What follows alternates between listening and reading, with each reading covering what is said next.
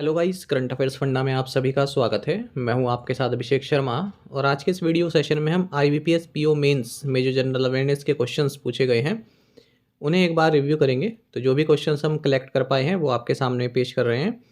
और कुछ ऐसे क्वेश्चंस थे जिनमें मालूम नहीं चल पा रहा था कि क्या पूछा गया एग्जैक्टली, तो वो हमने इंक्लूड नहीं किए हैं। बाकी जिनमें ये पता है कि हाँ ये पूछा गया है उनसे संबंधित पूरी जानकारी दी गई है। तो चलिए फिर करते हैं शुरुआत इस वीडियो सेशन की।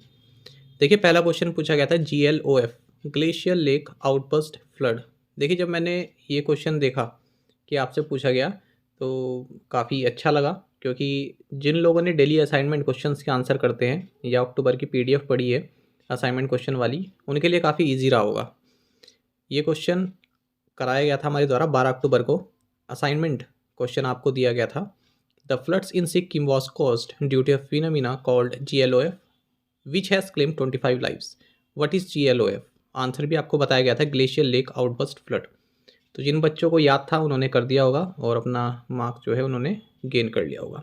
इसलिए मैं आपसे बार बार कहता हूँ कि जो ये असाइनमेंट क्वेश्चंस हैं इनके आंसर आप जरूर क्या कीजिए। पिछली भी जो भी बैंक के एग्ज़ाम होते हैं उसमें भी देखा गया है कि असाइनमेंट क्वेश्चन से कई सारे क्वेश्चंस आपके हिट हो जाते हैं जो हम कराते हैं। ठीक है, तो ये महत्वपूर्ण क्वेश्चन होता है। असाइनमेंट क्वेश्चन में हम एग्जैक्टली वो क्वेश्चन डालते हैं जिनमें आपको डिटेल ज़्यादा पढ़ने की नीड नहीं है। ठीक है, केवल वन लाइनर पढ़ने की नीड है, और जो डिटेल होता है वो तो हम MCQ के साथ आपको कराते ही हैं। तो इसलिए आप आज से ही डेली असाइनमेंट क्वेश्चंस के आंसर करने की आदत डाल लीजिए। 5 क्वेश्चन होते हैं और इनके आंसर आपको करने होते हैं, तो याद रहता है आपको हमेशा के लिए। आगे क्वेश्चन देखेंगे। फिर पूछा गया था, रामनाथ कोविंद से संबंधित है ये, एक कमेटी बनाई गई यूनियन गवर्नमेंट द्वारा वन नेशन वन इलेक्शन से संबंधित। तो उसको कौन हेड कर रहे हैं? तो former president of India Ramnath Kovind. Next पूछा गया कि इंडिया का जो first 3D printed post office है जो बेंगलुरु में कंस्ट्रक्ट किया गया, तो किसके द्वारा किया गया? L&T के द्वारा, और टेक्नोलॉजिकल सपोर्ट इसको मिला है IIT मद्रास से।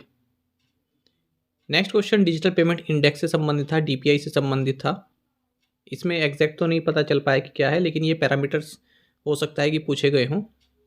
ठीक है, तो ये पैरामीटर्स मैंने लिख दिए हैं, और DPI की फुल फॉर्म भी आपको मालूम होनी चाहिए, डिजिटल पेमेंट्स इंडेक्स, RBI का है ये इंडेक्स। आगे बढ़ें तो ये तो कई बार आप लोग जानते ही होंगे, ये काफ़ी चर्चा में रहता है। हर मंथ GST कलेक्शन का रिव्यू आपके सामने लेकर आते हैं, उसमें ये ज़रूर बताया जाता है कि अप्रैल में हाईएस्ट GST कलेक्ट हुआ था 1,87,335 जो है करोड़ रुपए का, तो ये हाईएस्ट एवर है। आयरन डोम आप सभी जानते हैं कि ये इसराइल का mobile all weather air defence system है, काफ़ी चर्चा में हाल ही में, जो हमास और इसराइल के बीच वॉर चल रहा है उसको लेकर। साइकी, ये नासा का मिशन है, ये भी कवर किया था, और शायद ये पूछा गया था कि एस्ट्रॉइड जो है इसी नाम का एस्ट्रॉइड है, मिशन भी साइकी नाम है, और जो नासा का मिशन है उसका नाम भी साइकी है। तो ये एक एस्ट्रॉइड है, एस्ट्रॉइड बेल्ट किसके बीच में है? मार्स और जुपिटर के बीच में है। ये कहाँ पर लोकेटेड है? मार्स और जुपिटर के बीच में। ये शायद पूछा गया था, कराया हुआ क्वेश्चन है। फिर एक क्वेश्चन पूछा गया था कि यूनियन कैबिनेट ने हाल ही में scheme for viability gap funding for development of battery energy storage system, इसको अप्रूव कर दिया है। तो इसमें कुछ क्वेश्चन पूछा गया था, मैंने पूरा पैराग्राफ आपको बता दिया है जो हमने कराया हुआ था। ठीक है, तो इसे financial support of up to 40% of the capital cost as budgetary support in form of viability gap funding इसमें दिया गया है, यानी कि 40% की वायबिलिटी गैप फंडिंग इसमें रहेगी। ठीक है, वायबिलिटी गैप फंडिंग मैंने आपको बताया भी है क्लास में कि क्या होती है। कोई ऐसा प्रोजेक्ट है जो ज़रूरी तो है, ठीक है, पर फाइनेंशियली इतना रेवेन्यू जो है अभी जनरेट नहीं करेगा, लेकिन जो अगर उसको करेंगे तो लोगों के लिए भी अच्छा रहेगा, और मतलब पब्लिक के लिए वो वेलफेयर का काम करेगा। तो उसको बोलते हैं वायबिलिटी गैप फंडिंग। अब जैसे कोई किसी बहुत पिछड़ा गांव है, वहाँ पर रोड बनानी है, तो ज़रूरी तो है रोड तो बनानी है, पर बना देंगे कुछ ऐसा रेवेन्यू का काम नहीं करेगा, या फिर कोई पुल बना दे, है ना, तो उस तरह आप समझ सकते हैं। छोटा सा एग्जांपल है ये।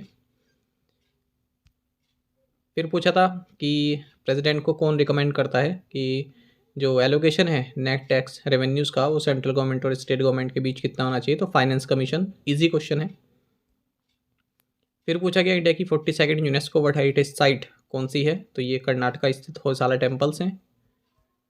नेक्स्ट पूछा गया था ओलंपिक में आप सभी जानते हैं कि 5 स्पोर्ट्स को इंक्लूड किया गया है लॉस एंजलिस 2028 के लिए। Baseball, softball, cricket, flag football, lacrosse and squash. तो पूछा गया था कौन सा नहीं किया गया है, ऐसा कुछ क्वेश्चन था। SBI म्यूचुअल फंड को हाल ही में RBI की मंजूरी मिली है कि 9.99% स्टेक इंडसइंड बैंक में प्राप्त कर सकता है। एक क्वेश्चन पूछा गया था, अच्छा ये सभी क्वेश्चन कराए हुए हैं, ठीक है। India post payment banks and small industries development bank SIDBI इन्होंने हाल ही में टाइप किया है to accelerate formal financial services in rural India and among smaller companies. एक जोईता गुप्ता से संबंधित पूछा गया, scientist and Indian origin scientist, इन्हें हाल ही में स्पिनोजा प्राइज दिया गया है जो कि हाईएस्ट डिस्टिंक्शन है डच साइंस में। इसे कभी कभी डच नोबेल प्राइज भी बोला जाता है। First numberless credit card launch किया गया एक्सिस बैंक और 5 के द्वारा। एक क्वेश्चन शायद ये कंफर्म नहीं कह सकता कि ये था, वेलेरी और व्लादिमीरोविच पोलियाकोव ये एक पर्सन रहे हैं, एस्ट्रोनॉट रहे हैं। तो longest single stay in space का इनके पास रिकॉर्ड है 14 महीने से ज़्यादा का। फिर ब्यूरो ऑफ इंडियन स्टैंडर्ड्स की मोबाइल ऐप पूछा गया था, तो BIS केयर इसका नाम है। Global institution led by India, Bharat के इंस्टीट्यूशन को लेड कर रहा है, ये है इंटरनेशनल सोलर अलायंस ISA। ये तो काफ़ी इजी क्वेश्चन है। फिर एक ट्राइफेड का आर्टिसनल ट्रेजरर्स से क्वेश्चन आया था, कई सारे ट्रेजरर्स हैं इसमें, एक लोंगपी पोट्री पूछ लिया गया था इसमें, तो ये मणिपुर से है।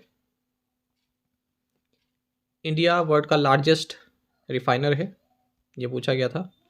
अच्छा एक नोबेल पीस प्राइज से संबंधित पूछा गया था, मतलब नोबेल प्राइज से संबंधित पूछा गया था कि कौन सा प्राइज़ नॉर्वे में दिया जाता है। तो केवल नोबेल पीस प्राइज़ नॉर्वे में दिया जाता है, बाकी सब प्राइज़ जो हैं वो स्वीडन स्टॉकहोम में दिए जाते हैं। एक क्वेश्चन फ़ोनपे से संबंधित था, फ़ोनपे की local commerce app pin code है NPS प्रेफरेंस इंडेक्स, ये HDFC पेंशन ने हाल ही में लॉन्च किया, बिल्कुल लेटेस्ट करंट अफेयर है, कराया हुआ है, ठीक है। तो ये सभी क्वेश्चंस हैं, काफ़ी महत्वपूर्ण अच्छे क्वेश्चन आए थे, मतलब आप इसे कह सकते हैं कि कुछ पेपर ठीक था, है ना। मतलब ऐसा नहीं था कि जो आपने पढ़ा हो वो ना आया हो, है ना। क्वेश्चन पेपर में मज़ा तभी आता है जब पढ़ा हुआ हो, भले ही वो टफ हो, पर ऐसा हो कि हाँ हमारे रीच में है, वो करंट अफेयर है तो करंट अफेयर है, ऐसे नहीं कि कुछ भी बीच में से डाल दें। तो पेपर ओवरऑल सही था। और आपको बता दें, यदि आप हमारा 1 ईयर मेंबरशिप प्लान ज्वाइन करना चाहते हैं तो इसका लिंक आपको वीडियो के डिस्क्रिप्शन में मिल जाएगा। 1 साल के लिए जितनी भी हमारी PDF हैं, डेली, वीकली, मंथली और बैंकिंग अफेयर्स की PDF, वो सब हम आपको प्रोवाइड कराते हैं। और आप हमारी करंट अफेयर्स फंडा ऐप पर इनको एक्सेस कर सकते हैं, या फिर अपने लैपटॉप या सिस्टम की मदद से वेब लॉगिन भी कर सकते हैं। कोई भी आपका एग्जाम हो, banking, SSC, railway, state, PCS, जहाँ पर भी जनरल अवेयरनेस पूछे जाते हैं, सभी एग्जाम्स के लिए हमारा PDF कंटेंट काफ़ी यूज़फुल है। तो 1 ईयर इसकी वैलिडिटी है और 299 में आप इसको प्राप्त कर सकते हैं। साथ ही यहाँ हमारे टेलीग्राम चैनल को भी ज्वाइन कर लीजिए, जो भी महत्वपूर्ण अपडेट हम यहाँ पर डालते रहते हैं, और करंट अफेयर संबंधित, स्टैटिक GK संबंधित क्विज भी यहाँ पर डालते रहते हैं, ठीक है। तो करंट अफेयर्स फंडा नाम से हमारा टेलीग्राम चैनल है।